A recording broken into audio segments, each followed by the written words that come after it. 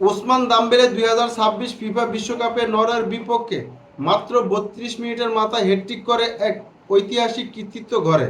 26 June 2026 তারিখে আমেরিকার Boston স্টেডিয়ামে গ্রুপ পর্বের সর্বশেষ ম্যাচে তার এই বিধ্বংসী হ্যাটট্রিকের উপর ভর করে ফ্রান্স 4-1 ব্যবধানে নরওয়েকে পরাজিত করে গ্রুপ পর্বের চ্যাম্পিয়ন হিসাবে নকআউট পর্বে জায়গা করে নেয়। চলিত ব্যালেন্স ডিয়ার বিজয়ী পিএসজি তারকা ওসমান দাম্বেলে প্রথম অর্ধের শুরু থেকেই নরওয়ের রক্ষণভাগকে ছন্ন বিচ্ছিন্ন করে দেন।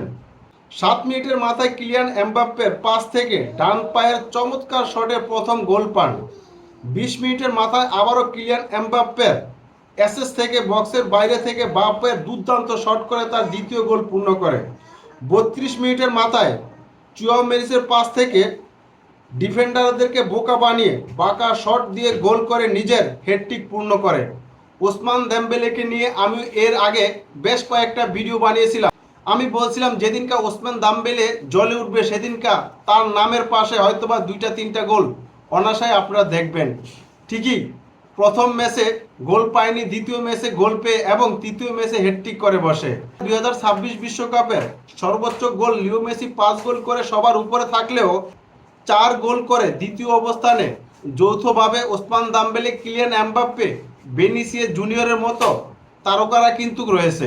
ইতিহাসের দ্বিতীয় দ্রুততম হ্যাটট্রিক ম্যাচ শুরু থেকে গণনা করলে 96 বছর ফুটবল বিশ্বকাপের ইতিহাসে এটি দ্বিতীয় দ্রুততম হ্যাটট্রিক। 30 বছর পর হ্যাটট্রিক। 1994 সালের পর ওসমান দাম্বেলে এই বিশ্বকাপে প্রথম অর্থে হ্যাটট্রিক করে এই কৃতিত্ব গড়েন।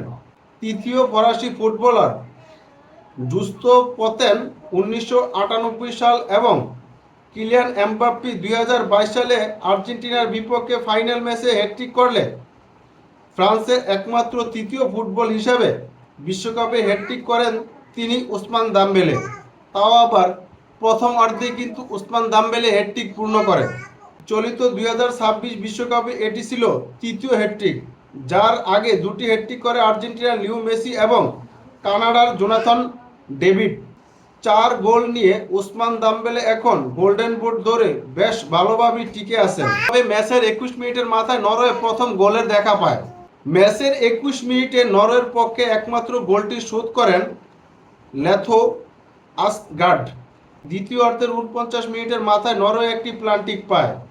প্লান্টিক পেয়েও জর্ডেন স্টান লারবেসেনের শটটি ফরাসি গোলরক্ষক মাইগনার সহজেই আটকিয়ে দেন।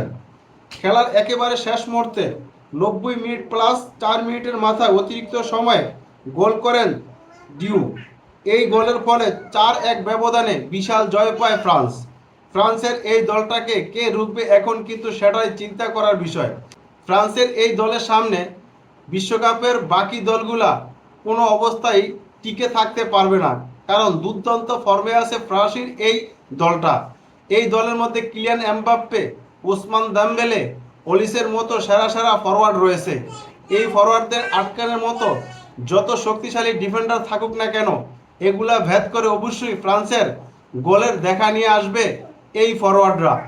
এই ম্যাচের মধ্যে নরওয়ের ডিফেন্ডাররা কিলিয়ান এমবাপ্পেকে বোতলবন্দি করে রাখার কারণে হয়তো সে এই ম্যাচের মধ্যে গোল পায়নি। এই সেরা 3 জন ফরওয়ার্ড যদি একসাথে মাঠের মধ্যে থাকে, কাকে রেখে কাকে বোতলবন্দি করবে সেটা নিয়ে কিন্তু অপরের দলের রক্ষণভাগদেরকে বেশি পরীক্ষা দিতে হবে। ঠিক এই ম্যাচের মধ্যে সেটাই দেখা গিয়েছে।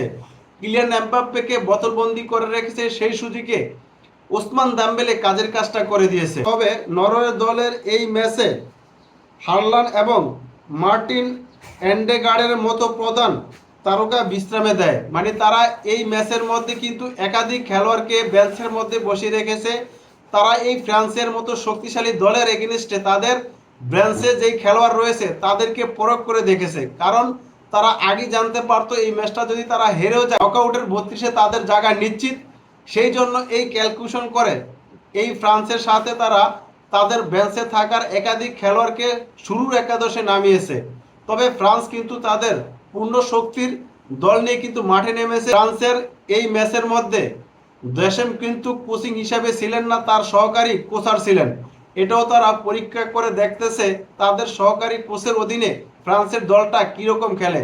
তবে বিশ্বকাপের বাকি ম্যাচগুলো ফ্রান্সের দুর্দান্ত খেলবে এবং কামব্যাক করবে। এই বিশ্বকাপে ফ্রান্স সবচেয়ে অন্যতম দাবিদার হচ্ছে বিশ্বকাপের জন্য। দেখা যাক এই ফ্রান্স এই দল নিয়ে কতটুকু এগিয়ে যেতে তাদের কাঙ্ক্ষিত শিরোপা অর্জন করতে পারে কিনা। 2022 বিশ্বকাপের ফাইনাল ম্যাচে আর্জেন্টিনার কাছে হেরে রানার আপ হয়েছে, চাইবে এই বিশ্বকাপটা তারা জয় করে তাদের সেই পুরনো ক্ষতকে মুছে ফেলতে।